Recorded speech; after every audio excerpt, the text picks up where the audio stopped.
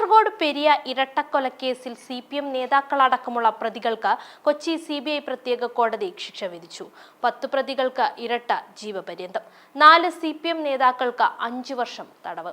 1 മുതൽ 8 വരെയുള്ള പ്രതികൾക്കും 10-15 പ്രതികൾക്കുമാണ് ഇരട്ട ജീവപര്യന്തവും പിഴയും വിധിച്ചത്.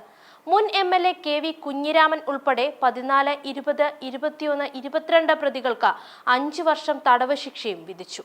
കൊലപാതകത്തിൽ നേരിട്ട് പങ്കെടുത്തവരാണ് 1 മുതൽ 8 വരെയുള്ള പ്രതികൾ. CBI പ്രത്യേക കോടതി ജഡ്ജി ശേഷാദ്രിനാഥാണ് ശിക്ഷ വിധിച്ചത്. 1 മുതൽ 8 വരെ പ്രതികളായ പെരിയ മുൻ ലോക്കൽ കമ്മിറ്റി അംഗം A. Peethambaran, Saji C. George, KM Suresh, K. Anilkumar, Gijin R. Sreerag, A. Ashwin, Subeesh, 10-ാം പ്രതി T. രഞ്ജിത്ത്, 15-ാം പ്രതി A. സുരേന്ദ്രൻ എന്നിവർക്കാണ് ഇരട്ട ജീവപര്യന്തം. 14-ാം പ്രതി K. മണികണ്ഠൻ, 20-ാം പ്രതി KV കുഞ്ഞിരാമൻ, 21-ാം പ്രതി രാഘവൻ വെളുത്തോളി, 22-ാം പ്രതി KV ഭാസ്കരൻ എന്നിവർക്കാണ് 5 വർഷം തടവ് ശിക്ഷ. ശിക്ഷാവിധിയിൽ തൃപ്തരല്ലെന്ന് കൃപേഷിന്റെ കുടുംബം മാധ്യമങ്ങളോട് പറഞ്ഞു. ജീവപര്യന്തം ശിക്ഷ കഴിഞ്ഞ് പുറത്തിറങ്ങിയാലും പ്രതികൾ ഇനിയും ഇതുപോലുള്ള കുറ്റങ്ങൾ ആവർത്തിക്കും. നഷ്ടപ്പെട്ടത് ഞങ്ങൾക്കാണ്. അതിന്റെ വേദന ഒരിക്കലും മാറില്ല.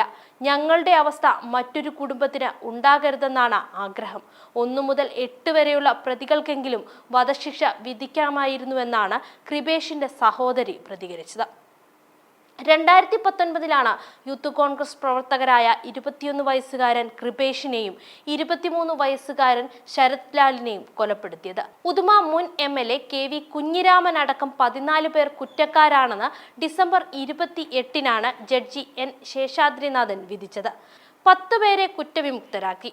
പ്രതികളിൽ 10 പേർക്കെതിരെ കൊലപാതകവും ഗൂഢാലോചനയും തെളിഞ്ഞിരുന്നു. CPM പ്രാദേശിക നേതാവായിരുന്ന A. പീതാംബരനാണ് ഇരട്ടക്കൊലയുടെ മുഖ്യ ആസൂത്രകൻ. 1-ാം പ്രതിയായ പീതാംബരനടക്കം 8 പേർ ആക്രമണത്തിന് നേരിട്ട് പങ്കെടുത്തവരാണ്. രാഷ്ട്രീയ ഭിന്നതയും മുൻവൈരാഗ്യവും കാരണം കൃപേഷിനെയും ശരത് ലാലിനെയും വെട്ടിയും മർദ്ദിച്ചും കൊലപ്പെടുത്തിയ കേസ് ആദ്യം അന്വേഷിച്ചത് പോലീസും ക്രൈംബ്രാഞ്ചുമാണ്. CPM നേതാക്കളിലേക്ക് എത്താതെ കേസ് ഒതുക്കാനുള്ള ശ്രമങ്ങൾ ഉന്നത തലത്തിൽ ഉണ്ടായി. അന്വേഷണം തൃപ്തികരമല്ലെന്നാരോപിച്ച് കുടുംബം ഹൈക്കോടതിയെ സമീപിച്ചപ്പോൾ CBIയുടെ വരവിന് തടയിടാൻ സർക്കാർ കച്ചകെട്ടിറങ്ങി.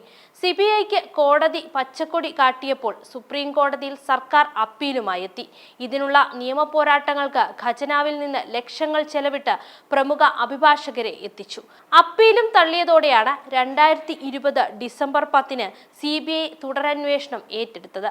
നേതാക്കളായ കുഞ്ഞിരാമനടക്കം കുടുങ്ങിയത് CBIയുടെ വരവോടെയാണ്.